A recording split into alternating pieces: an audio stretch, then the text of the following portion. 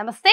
నేను మీ జాహ్నవి. మనతో ఉన్నారు మన వనజ రామిశెట్టి అక్క. మాట్లాడేద్దాం. నమస్తే అక్క. నమస్తే జాహ్నవి. అక్క ఎన్నిసార్లు చూడు ఇదే అడుగుద్ది అని అనుకోద్దు. హెయిర్ హెయిర్ హెయిర్ ఈ హెయిర్ కేర్ నా ఒక్కదాని సమస్య అని అనుకున్నా నేను. బట్ నాలాగా చాలా మంది ఉన్నారు. నాకు తెలిసి ప్రతి ఒక్కరి సమస్య అనుకుంటా.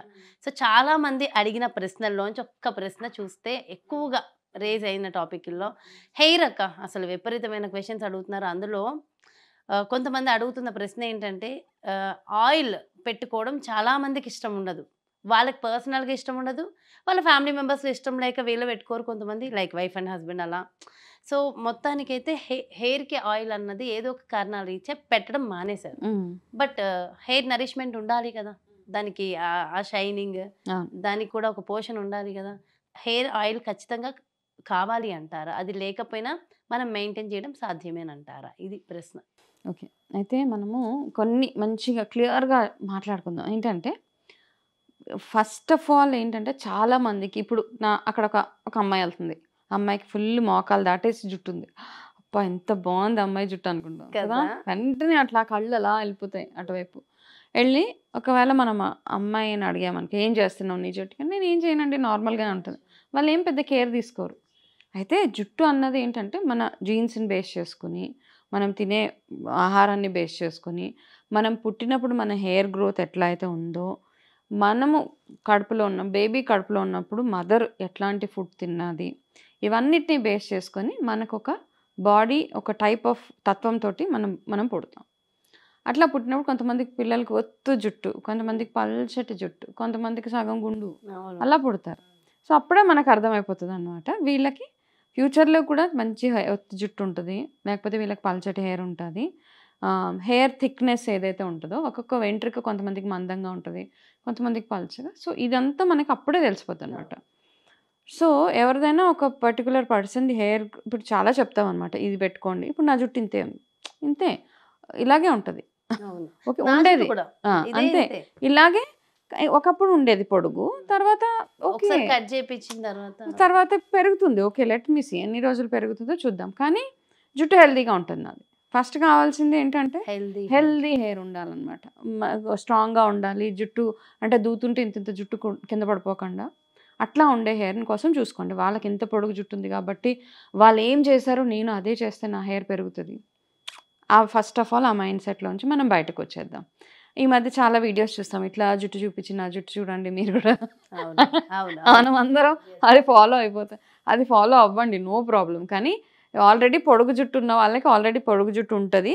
కాకపోతే మనం ఏమేమి ఇష్యూస్ని అడ్రస్ చేయాలి అంటే, మీకు సడన్గా ఎక్కువ హెయిర్ ఫాల్ అయిపోతుంది, మీ జుట్టు బాగా డ్రై అయిపోయి రఫ్ అయిపోతుంది. ఓకే, అండ్ ఇక్కడ ఈ పార్ట్స్లో కొంచెం దగ్గర హెయిర్ రిసీడింగ్ హెయిర్ లైన్ అంటాం, జుట్టు ఊడిపోతూ ఉంటుంది ఫ్రంట్ పార్ట్లో. ఇవన్నీ ఉన్నప్పుడు కొంచెం కాజ్ ఫర్ కన్సర్న్ అనమాట. ఓకే, ఏదో చేయాలి, చేస్తేనే కానీ మనకి ఇది కరెక్షన్ అవ్వదు అన్న అప్పుడు అలాంటి వాళ్ళ కోసం మనం చెప్పే హెయిర్ కేర్ రెమెడీస్ అన్నీ. ఓకే, సో అది కొంతమంది ఓ 2 రోజులు మెయింటైన్ చేస్తే బాగుంటుంది, third day 4th day maintain చేయరు, మళ్ళీ రఫ్ అయిపోతుంది. సో అలాంటి వాళ్ళకి కూడా అవసరం. కరెక్ట్. అప్పుడు మనకి ఆయిల్ పెట్టుకునే ఆప్షన్ చాలా మందికి ఇష్టం ఉండదు. ఆయిల్ జిడ్డుగా ఉంటుంది. సో రకరకాల కారణాల వల్ల కొంతమందికి ఆయిల్ పడని వాళ్ళు కూడా ఉంటారు తెలుసా. ఆయిల్ పెట్టిన తర్వాత పింపుల్స్ వస్తాయి, లేకపోతే స్కాల్ప్లో ఇచ్చింగ్ వచ్చేస్తూ ఉంటుంది. సో అట్లాంటి వాళ్ళు ఏం చేస్తారంటే, ఫస్ట్ అండ్ ఫార్మోస్ట్ థింగ్ ఏంటంటే, మీ బాడీలో ఐరన్ ఎట్లా ఉంది, B12 ఎలా ఉంది, ఓవరాల్గా హెల్త్ ఎట్లా ఉంది, మీరు ఎంత వాటర్ తాగుతున్నారు, ఎంత మంచి ఆహారం తింటున్నారు, ఇవన్నీ మనం చేసే రెమెడీస్ అన్నీ సపోర్ట్ అనమాట. అంతే, సపోర్ట్గా పనిచేస్తాయి. మనం వెయిట్ లాస్ టీస్ కానీ హెయిర్ కేర్ టిప్స్ కానీ చెప్తుంటే ఏంటంటే, మీరు రెగ్యులర్గా ఫాలో అయ్యే రొటీన్ ఫాలో అవుతూ ఇవన్నీ వాటికి కొంచెం యాడ్ చేస్తూ ఉంటాయి అన్నమాట. అంతే, కొంచెం టచ్అప్ లాగా. ఓకే, సో ఎవరికైతే ఆయిల్ పెట్టుకోవడం ఇష్టం ఉండదో వాళ్ళు చేయాల్సిన ఒక చిన్న హోమ్ రెమెడీ, ఇంట్లోనే కిచెన్లోనే దొరికే 3 ఇంగ్రీడియంట్స్ ఏంటి? 1 అవిసె గింజలు ఫ్లాక్స్ సీడ్స్, 2 మెంతులు, 3 గులాబీ రెక్కలు. ఓకే, ఈ 3 ఏం చేస్తామంటే, 1 స్పూను అవిసె గింజలు తీసుకోండి.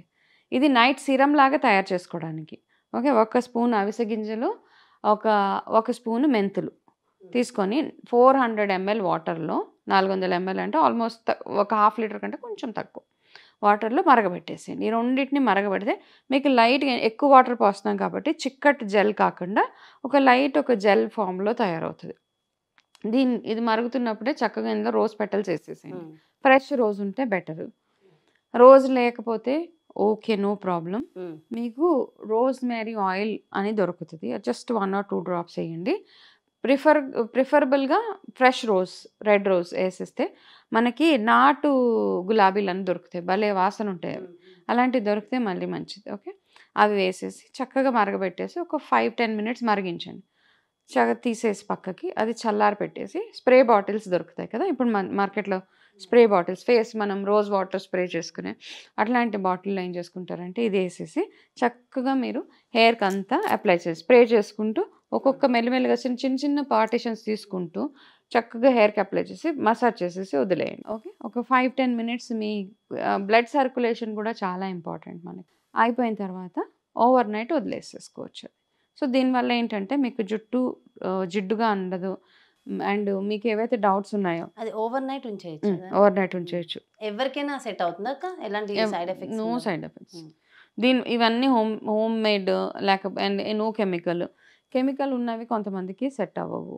ఓకే, సో ఇవన్నీ ఇంట్లోనే కదా, అవిసె గింజల వల్ల దేనివల్ల ఏమీ ప్రాబ్లమే ఉండదు అసలు. మెంతులు, సో ఆల్రెడీ మనకు తెలుసు అవిసె గింజల వల్ల హెయిర్ బాగా గ్రో అవుతుందని. మెంతుల్లో ఉన్న ఏవైతే పోషక విలువలు ఉన్నాయో దానివల్ల కూడా ఏదైనా ఫస్ట్ ఆఫ్ ఆల్ ఇంటేక్ మంచిది. కానీ ఒక్కొక్కసారి ఎక్స్టర్నల్ ఆయిల్ మసాజెస్ కానీ, హెయిర్కి మనం బాడీకి చేసుకునే మసాజ్, స్కిన్కి చేసుకునే మసాజ్ అండ్ హెయిర్కి చేసుకునే మసాజ్ వల్ల కొంచెం ఆయిల్ పెనిట్రేషన్ ఎలాగో ఉంటుంది మనకి బాడీలో. సో దానివల్ల కొంచెం ఈ ఫాలికల్స్ అవి స్ట్రాంగ్ అవి. ఇది ఎస్పెషలీ జుట్టు స్మూత్గా హెల్దీగా హెయిర్ ఫాల్ అవ్వకుండా ఉండడానికి, నూనె పెట్టుకోవడానికి భయపడే వాళ్ళ కోసం, అంటే ఇష్టం లేని వాళ్ళ కోసం ఈ చిన్న రెమెడీ అనమాట. ఇది ట్రై చేయండి చక్కగా. వీక్లీ 3 times చేయొచ్చు.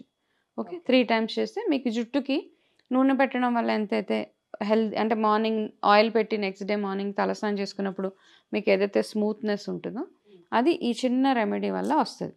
కాబట్టి ఇది చక్కగా ట్రై చేయొచ్చు అనమాట. ఏమీ ఆలోచన లేకుండా ట్రై చేయొచ్చు.